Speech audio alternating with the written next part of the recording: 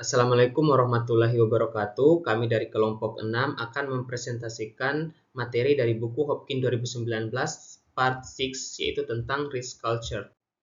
Yang pertama ada dari studi kasus Network Rail. Pendekatan manajemen risiko bertujuan untuk memitigasi risiko dalam memberikan pelayanan kepada para pelanggan. Kemudian ada dari Ekurhuleni Metropolitan Municipality EMM. EMM menganggap ERM sebagai landasan penting dalam tata kelola perusahaan. Kemudian ada Ericsson, laporan tata kelola perusahaan. Risiko operasional dimiliki dan dikelola oleh unit-unit operasional. Di chapter 24, Risk Our Culture, yang pertama itu ada Stylist of Risk Management. Hazard Management, manajemen kontrol, dan manajemen peluang merupakan 3 gaya dari manajemen risiko. Jenis risiko yang dipertimbangkan membantu menentukan gaya manajemen risiko yang diterapkan. Ada 4 gaya manajemen risiko, di mana yang pertama itu ada manajemen kepatuhan, kemudian ada hazard management, ada manajemen pengendalian, dan ada manajemen peluang. Selanjutnya ada steps to successful risk management. Yang pertama itu adalah melibatkan manajemen senior, kemudian membentuk fungsi ERM, menetapkan arsitektur risiko, mengembangkan kerangka kerja ERM, dan mengembangkan budaya sadar risiko. Selanjutnya adalah menyediakan prosedur tertulis dengan pernyataan yang jelas, menyetujui pemantauan dan pelaporan terhadap tujuan yang telah ditetapkan, melakukan penilaian risiko, mengintegrasikan ERM, dan berkontribusi pada keberhasilan organisasi dengan memberikan manfaat terukur. Kemudian ada hambatan dalam manajemen risiko. Yang pertama itu adalah kurangnya pemahaman tentang manajemen risiko, kemudian kurangnya dukungan dan komitmen dari manajemen senior, dipandang hanya sebagai inisiatif lain, manfaat yang tidak dianggap signifikan, serta tidak dilihat sebagai bagian inti dari aktivitas bisnis. Kemudian tindakan dalam mengatasi hambatan tersebut, yang pertama adalah membangun pemahaman bersama, kemudian mengidentifikasi sponsor di dewan utama organisasi dan mengkonfirmasi prioritas bersama dan umum, menyetujui strategi yang menetapkan hasil yang diantisipasi, melengkapi analisis realistis tentang apa yang dapat dicapai, dan menyelaraskan upaya dengan proses inti dan pencapaian misi organisasi. Kemudian selanjutnya ada defining risk culture, budaya sadar risiko by Lilac. Yang pertama itu ada leadership, kemudian ada involvement, ada learning, ada accountability, dan communication. Selanjutnya adalah kampanye kesadaran dapat mencangkup semua komponen Lilac dan dapat diperluas dengan pelatihan kesadaran risiko, kampanye poster kesadaran, inspeksi lokasi, pengaturan untuk melaporkan cacat, dan selebaran serta brosur. Kemudian measuring risk culture, mengukur budaya risiko sangat sulit dilakukan, namun sangat penting untuk dilakukan. Pengukuran budaya risiko dapat mengidentifikasi area kelemahan organisasi dan merencanakan tindakan perbaikan. Kemudian ada alignment of activities, 4 tingkat kematangan risiko dalam level status yang dikenal dengan 4N, ada naive, novice, normalized, dan natural. Kemudian 4 tingkat kematangan risiko berdasarkan karakteristiknya ada fragmented, organized, influential, dan leading. Selanjutnya, saya akan melanjutkan presentasi dari teman saya. Yang pertama ada Nature of Risk Appetite. Nature of Risk Appetite merupakan konsep yang sangat penting dalam praktik manajemen risiko. Akan tetapi, konsep ini sangat sulit untuk didefinisikan dan diterapkan secara tepat dalam praktik. Selera risiko terkadang dianggap didefinisikan oleh kriteria risiko yang ditetapkan oleh organisasi. Sebaliknya, selera risiko adalah nilai total sumber daya perusahaan yang bersedia dipertaruhkan oleh dewan organisasi. Sebagian besar organisasi belum menentukan nilai yang harus mereka pertaruhkan.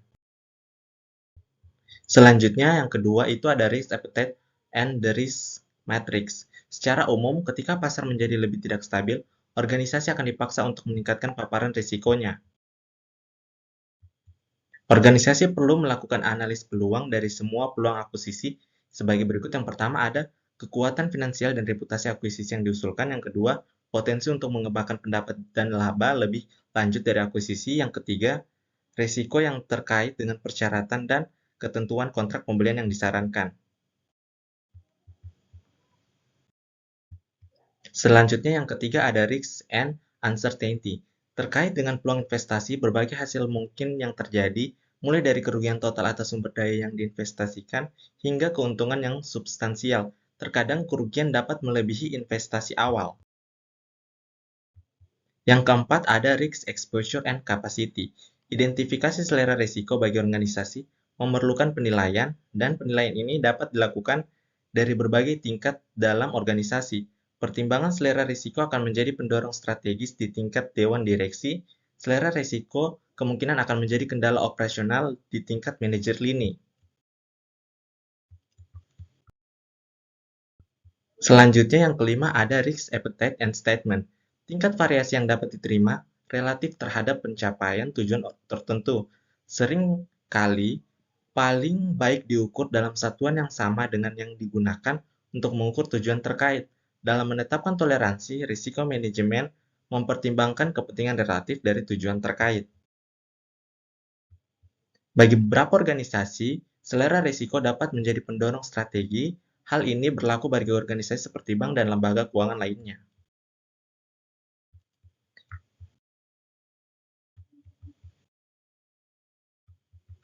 Yang keenam, ada risk appetite lifestyle decision. Ada hubungan antara selera risiko pribadi dan keputusan gaya hidup. Keputusan akan diambil tentang misalnya masalah kesehatan jangka panjang. Ada kecenderungan yang mengambil suatu tindakan ketika hasilnya langsung positif dan pasti. Baik, saya akan melanjutkan materi berikutnya, yaitu mengenai risk training and communication. Subbab pertama, consistent response to risk. Salah satu alasan utama untuk mengkomunikasikan informasi risiko dan memberikan pelatihan risiko adalah untuk memastikan bahwa respon yang konsisten terhadap kejadian risiko yang serupa selalu tercapai. Respon yang konsisten diperlukan dalam kaitannya dengan risiko bahaya, kontrol, dan peluang. Bagian dari memastikan respon yang konsisten adalah dengan mengidentifikasi risiko terlebih dahulu untuk mengkonfirmasi kontrol yang akan diterapkan untuk risiko tersebut.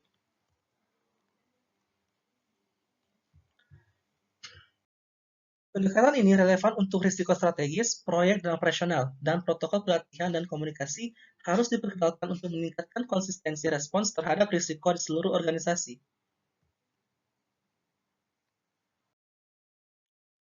Berikutnya yaitu risk training and risk culture. Budaya risiko organisasi dapat didefinisikan melalui kepemimpinan, keterlibatan, pembelajaran, akuntabilitas, dan komunikasi. Komponen keterlibatan, pembelajaran, akuntabilitas, dan komunikasi dari budaya sadar risiko sangat relevan dengan pelatihan risiko dan komunikasi risiko. Pelatihan perlu diberikan kepada staf mengenai prosedur yang telah direvisi, dan informasi harus disertakan situs intranet perusahaan. Subbab berikutnya yaitu Risk Information and Communication. Komunikasi risiko dimulai dengan identifikasi pemangku kepentingan yang berkepentingan dengan risiko tertentu yang sedang dipertimbangkan. Namun demikian, mereka memberikan seperangkat pedoman yang berguna untuk komunikasi risiko dan para pemangku kepentingan internal maupun eksternal. Pelatihan mengenai risiko akan diperlukan dalam beberapa situasi, termasuk ketika risiko baru muncul atau risiko yang sudah ada berubah secara signifikan.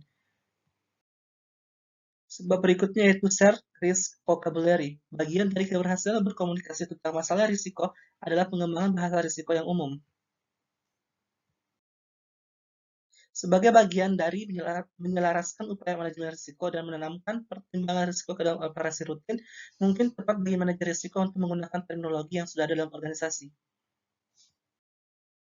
Berikutnya risk information on intranet. Informasi risiko dapat tersedia bagi para pemangku kepentingan dengan berbagai cara.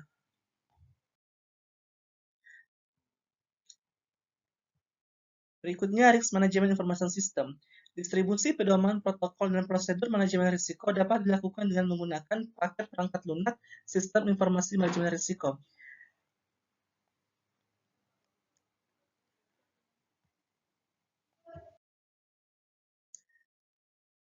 Risk Management Information System telah digunakan selama beberapa waktu untuk mencatat rincian klaim asuransi. Sistem seperti itu juga dapat digunakan untuk mengumpulkan informasi eksposur risiko dan melaporkan kecelakaan atau peristiwa lain dapat menyebabkan klaim asuransi. Baik, sekian dari saya. Materi berikutnya akan dilanjutkan oleh teman saya. Terima kasih.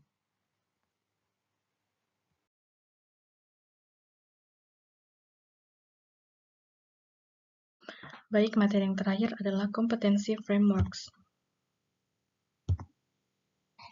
Manajemen risiko dipandang sebagai sebuah profesi. Untuk profesi apapun, penting untuk menetapkan seperangkat kompetensi.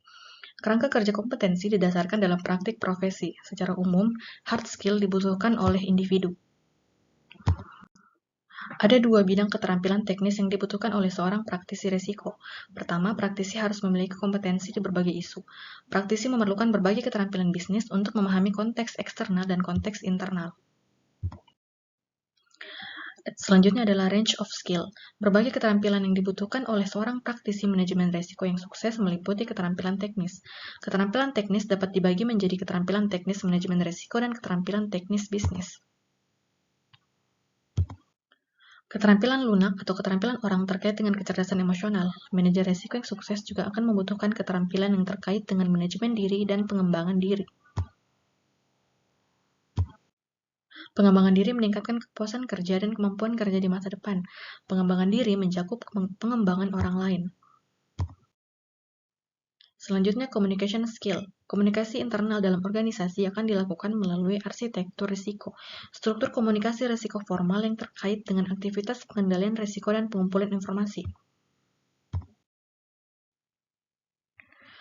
Dalam beberapa organisasi, komunikasi risiko mungkin juga lebih informal. Komunikasi akan berlangsung selama lokakarya penilaian risiko dan kursus pelatihan risiko. Keterampilan komunikasi lainnya berkaitan dengan keterampilan presentasi lisan dan tertulis. Ini mencakup kemampuan untuk menulis laporan, baik untuk distribusi internal maupun eksternal. Selanjutnya, risk practitioner kompetensi. Keterampilan hubungan juga penting, termasuk motivasi dan keterampilan politik. Keterampilan hubungan perlu dilatih dalam budaya organisasi dan dengan cara yang memperhatikan konteks internalnya. Selanjutnya, relationship skill. Praktisi risiko perlu memahami dinamika kelompok dan mampu meredakan konflik serta menegosiasikan solusi dengan cara yang fleksibel. Cakupan pemangku kepentingan dalam suatu organisasi akan mencakup pelanggaran, staf, pemodal, pemasok, regulator, dan masyarakat. Selanjutnya, analytical skill. Kemampuan analitis sangat luas dan membutuhkan pemikiran strategis dan logis. Kemampuan analitis tidak selalu berbasis matematis dan kemampuan pemecahan masalah yang dikembangkan. Kemampuan riset seringkali menjadi persyaratan bagi banyak praktisi risiko. Selanjutnya, manajemen skill. Keterampilan motivasi penting bagi praktisi risiko, terutama jika diperlukan perubahan perilaku atau pengembangan budaya sadar risiko.